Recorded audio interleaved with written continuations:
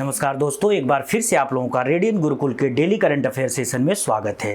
दोस्तों, आज के सेशन में हम लोग बात करने वाले हैं 7 और 8 नवंबर की उन घटनाओं की जो आपके एग्जाम के लिए बहुत ज़्यादा इंपॉर्टेंट होने वाले हैं। तो जो भी दोस्त चैनल पर नए हैं वे चैनल को सब्सक्राइब कर लेंगे ताकि उनको लगातार डेली करंट अफेयर्स के सेशन मिलते रहें। चलिए दोस्तों, आज के सेशन को शुरू करते हैं और आज के सेशन का पहला और most important question, where is being held 83rd Indian Road Congress annual session, यानी कि 83वां भारतीय सड़क कांग्रेस का वार्षिक अधिवेशन कहां पर आयोजित किया जा रहा है।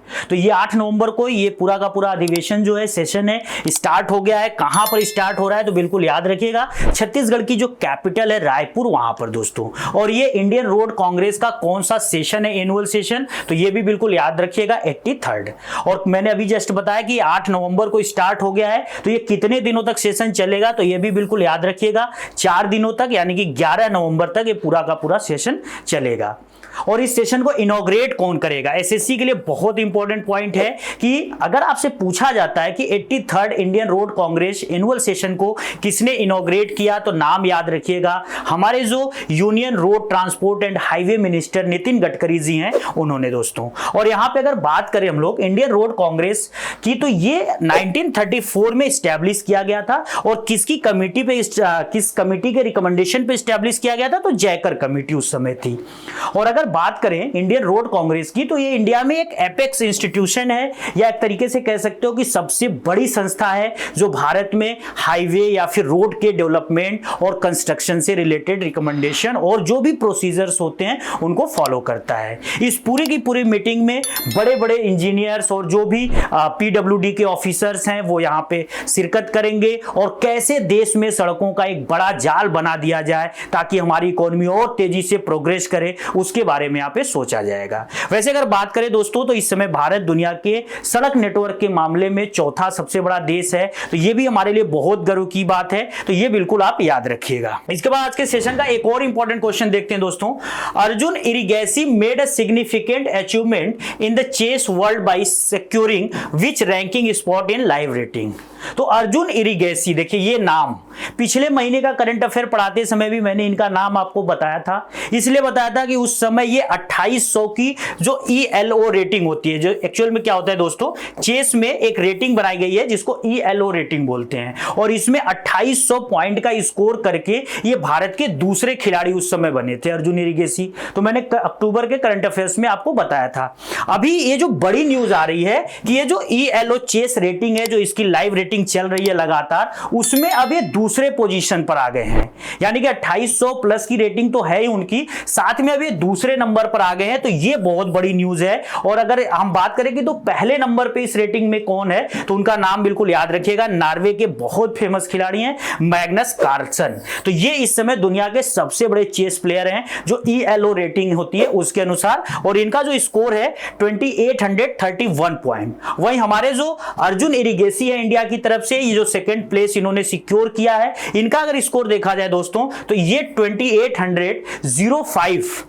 अगर वहीं अर्जुन इरिगेसी की बात करें, तो ये भारत के दूसरे खिलाड़ी बने हैं जो 2800 पॉइंट क्लब में आ चुके हैं, और इससे पहले विश्वनाथन आनंद हमारे जो है कि इस लिस्ट में शामिल हो चुके हैं दोस्तों। आज के सेशन का अगला क्वेश्चन है दोस्तों, second Indian military heritage festival is being held in which city, यानी कि दूसरा भारतीय सैन्य विरासत महोत्सव किस शहर में आयोजित किया जा रहा है। तो बिल्कुल याद रखिएगा, नई दिल्ली में। कब से कब आयोजित किया जा रहा है, तो 8 नवंबर से ये पूरा स्टार्ट हो गया है, 2 दिनों तक ये पूरा का पूरा फेस्टिवल चलेगा। तो 8 से 9 नवंबर के बीच में ये आयोजित किया गया। ये भारत का दूसरा सैन्य विरासत महोत्सव है। पहली बार जो इसका जो फर्स्ट एडिशन था पिछले साल अक्टूबर महीने में किया गया था, और बहुत ह्यूज लेवल पे सक्सेस हुआ था। उसी को देखते हुए भारत सरकार ने इसका दूसरा एडिशन नई दिल्ली में भी फिर से स्टार्ट कर दिया है दोस्तों। इस पूरे के पूरे जो फेस्टिवल है, इसमें होता क्या है, तो भारत के जो बड़े बड़े बुद्धिजीवी लोग हैं, जो थिंक टैंकर्स हैं, और हमारे जो कह सकते हैं कि सेना के जो बड़े अधिकारी हैं, वो सारे यहाँ पे आते हैं, और इंडिया की इंटरनल और एक्सटर्नल सिक्योरिटी को कैसे और मजबूत किया जाए उस मुद्दे पे बात करते हैं, नई नई स्ट्रेटजीज बनाते हैं, और फिर वो भारत सरकार को सौंप देते हैं दोस्तों।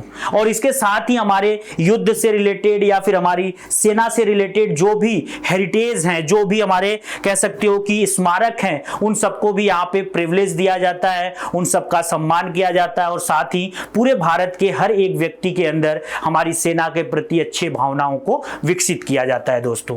अगर बात करें कि इस बार का ये जो पूरा का पूरा सेशन हो रहा है इंडियन मिलिट्री हेरिटेज फेस्टिवल का, इसको इनॉग्रेट कौन कर रहा है, तो बिल्कुल याद रखिएगा chief of defence staff general Anil Chauhan, यानी कि जो हमारी इंडियन आर्मी के हेड अनिल चौहान है वो इसको बिल्कुल इनॉग्रेट कर दिए हैं 8 नवंबर को, और ये 9 नवंबर तक ये पूरा का पूरा फेस्टिवल चलेगा दोस्तों। चलिए इसके बाद हम लोग बात करते हैं आज के सेशन का एक और important question, who has been awarded the prestigious Rohini Nayar prize for 2024, यानी कि जो प्रतिष्ठित रोहिणी नैयर पुरस्कार है 2024 के लिए किसको दिया गया है, तो नाम बिल्कुल याद रखिएगा। अनिल प्रधान एक यंग लीडर हैं जो कि रूरल डेवलपमेंट के क्षेत्र में बहुत तेजी से काम कर रहे हैं, और उनका एक संस्था भी है जिनका नाम है यंग टिंकर फाउंडेशन। तो इस संस्था के माध्यम से भारत के जो ग्रामीण क्षेत्र हैं, ग्रामीण एरियाज हैं, उनका कैसे विकास किया जाए उसके बारे में काफी तेजी से प्रयास कर रहे हैं दोस्तों। तो इस बार का जो 2024 का रोहिणी नैयर पुरस्कार है इन्हीं अनिल प्रधान को दिया गया। ये देखिए यहाँ पे अवार्ड ये रिसीव कर रहे हैं।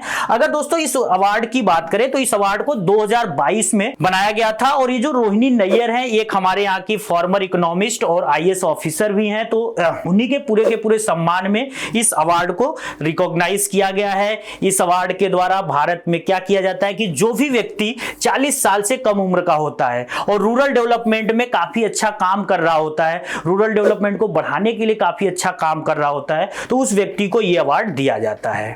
अगर रोहिणी नैयर की बात करें दोस्तों तो उन्होंने भारत के रूरल डेवलपमेंट को बहुत तेज करना, साथ ही उन रूरल एरियाज में गरीबी को खत्म करने के क्षेत्र में काफी सराहनीय काम किए हैं, और इसी के लिए इनके नाम पर यह पूरा का पूरा पुरस्कार स्टार्ट किया गया है दोस्तों। अगर भारत में ग्रामीण क्षेत्रों की बात करें तो उसके लिए जो सबसे बड़ी संस्था है लोन या फिर डेवलपमेंट प्रोवाइड करने के लिए, उस बैंक का नाम मैं आपको बता दे रहा हूं, नाबार्ड। नाबार्ड का मतलब होता है दोस्तों national bank for agriculture and rural development, और इसको 1982 में बनाया गया था। कौन सी कमिटी थी जिसके रिकमेंडेशन पे बना था, तो शिवारमन कमिटी थी, और RBI के द्वारा ये फॉर्मेट हुआ था। तो अगर पेपरों में आजकल क्या है कि बहुत बारी क्वेश्चन आता है कि भारत के रूरल और एग्रीकल्चर डेवलपमेंट के लिए जो सबसे शीर्ष संस्था है लोन प्रोवाइड करने के लिए, क्रेडिट प्रोवाइड करने के लिए, वो कौन सी है, तो बिल्कुल याद रखिएगा नाबार्ड। चलिए दोस्तों आज के सेशन का बिल्कुल लास्ट क्वेश्चन देखते हैं। वर्ल्ड रेडियोलॉजी डे या फिर world radiography day is celebrated on, तो ये बिल्कुल याद रखिएगा 8 नवंबर को पूरी दुनिया में वर्ल्ड रेडियोग्राफी या विश्व रेडियोग्राफी दिवस मनाया जाता है। ये क्यों मनाया जाता है, क्योंकि 8 नवंबर के दिन ही एक वैज्ञानिक थे विल्हेम कॉनराड रोएंटजेन, जर्मनी के बड़े भौतिकविद थे, और इन्होंने एक स्पेशल टाइप के सन रेज को खोजा था या प्रकाश की किरणों को खोजा था जिनका नाम होता है एक्स रेज। 1895 में इन्होंने डिस्कवर किया था, और इसी दिन की सम्मान में आप याद रखने के लिए कि जिस दिन इस किरण को खोजा गया था, हम लोग पूरी दुनिया में 8 नवंबर को विश्व रेडियोग्राफी दिवस मनाते हैं। और ये इतना बड़ा काम इन्होंने किया था कि जो नोबेल पुरस्कार 1901 में पहली बार बांटे जा रहे थे, तो उसमें जो फिजिक्स वाली कैटेगरी थी उस कैटेगरी के लिए इन्हीं को यहां पर नोबेल पुरस्कार भी दिया जाता है। तो बहुत बड़ा ये अचीवमेंट था विल्हेम कॉनराड रोएंटजेन के लिए, और एक्स रेज की जो खोज हुई वो आज मेडिकल जो है या फिर चिकित्सा जो है उसके क्षेत्र में एक बड़े क्रांतिकारी रूप में आई है। जो हमारा बहुत बड़ी बड़ी बीमारियां हैं जिनको इलाज करना बहुत मुश्किल होता था, एक्सरे की खोज की वजह से वो बहुत आसान हो गई दोस्तों। तो ये बिल्कुल याद रखिएगा। और इस बार की जो थीम है इस वर्ल्ड रेडियोलॉजी डे या रेडियोग्राफी डे की, वो याद रखिएगा रेडियोग्राफर्स सीइंग द अनसीन, यानी कि रेडियोग्राफर अदृश्य को देखना। ये थीम बिल्कुल याद रखिएगा। आज के सेशन में बस इतना ही दोस्तों। आज के सेशन की पूरी जो PDF है आपको रेडियन गुरुकुल के टेलीग्राम चैनल से मिल जाएगी, जाकर वहां से डाउनलोड कर लीजिएगा। डेली करंट अफेयर्स अपडेशन के लिए रेडियन गुरुकुल के YouTube चैनल के साथ जुड़ जाइए। चैनल पर नए हैं तो चैनल को सब्सक्राइब कर लीजिए। सेशन अच्छा लग रहा है तो इसको लाइक करिए, कमेंट करिए और दोस्तों के साथ शेयर करिए। जय हिंद दोस्तों।